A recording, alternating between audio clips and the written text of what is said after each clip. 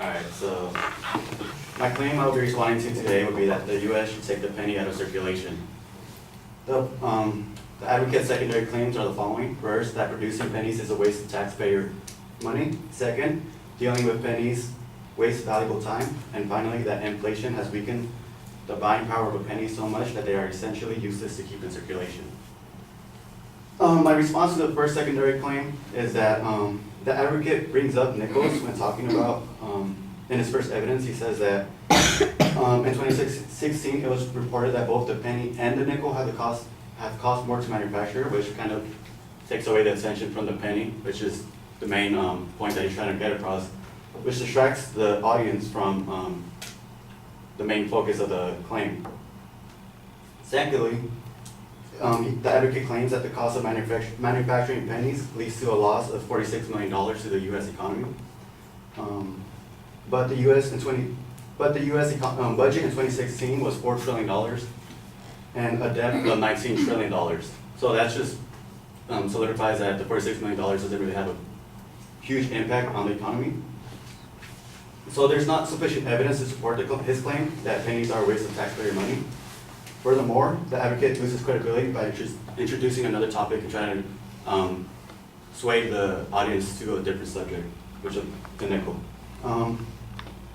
My response to the secondary claim is that the advocate claims that if you spend more than about 3 seconds reaching for a penny, you learn less than $10.50 of minimum wage.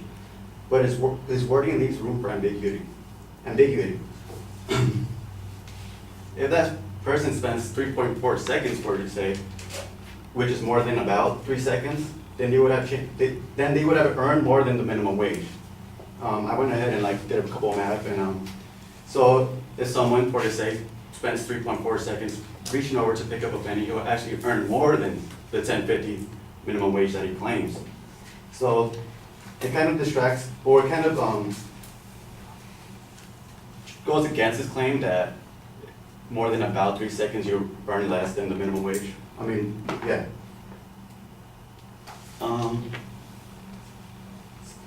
Another one of his evidence he uses to kind of overwhelm the audience with a bunch of information. He states that 107 billion cash transactions, an estimated 59 million hours are spent handling pennies.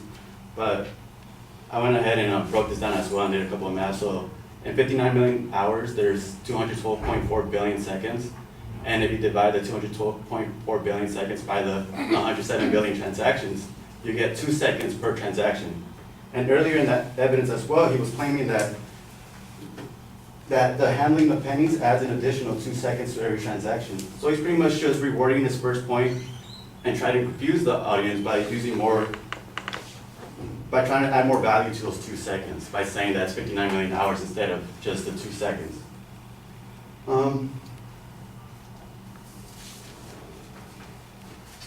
And ultimately, those 2 seconds have little to no effect per the transaction. It's not really wasting any valuable time because there's 86,400 seconds in a day. So the advocate diminishes his claim by stating evidence that overwhelms or confuses the audience. Consequently, he restates earlier points to make the time spent on pennies seem more valuable than it is. On his final claim, there's not really much evidence. There's only 2 evidence to support his claim. But one of his evidence that he uses to support his claim is not sufficient enough because he uses an example that compares the 1950 penny to an 1857 half cent. But a better connection would have been a 2017 penny or a 2000 penny, the value of that to the 1857 half penny, because using a 1957 penny cost, the difference from now is 67 years ago, so it's not really sufficient enough or relevant. Not relevant. It's not sufficient enough to support his claim. So ultimately, the advocate attempts to overwhelm the audience with insufficient evidence and uses evidence that does not have significant impact to the economy. For that reason, the primary claim of fact that the U.S. should take the penny out of circulation should not be accepted.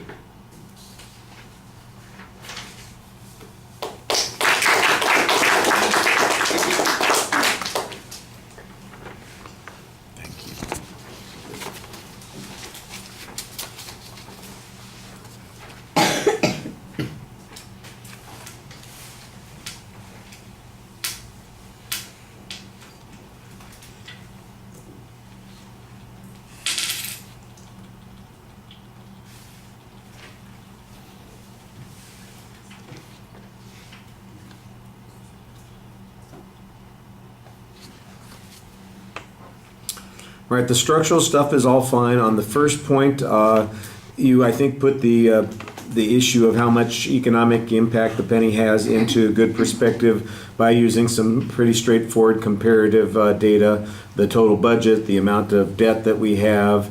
It seems relatively minor in the scheme of things. That's a good way to diminish that particular point.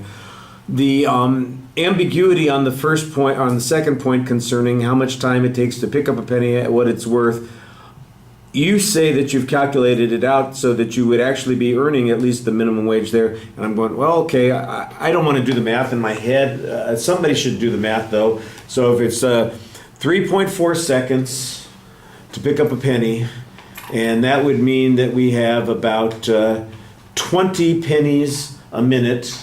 20 pennies a minute in an hour, that's, I don't know, I'm trying to... 60 minutes, you know, so how much does that come out to? Say it again?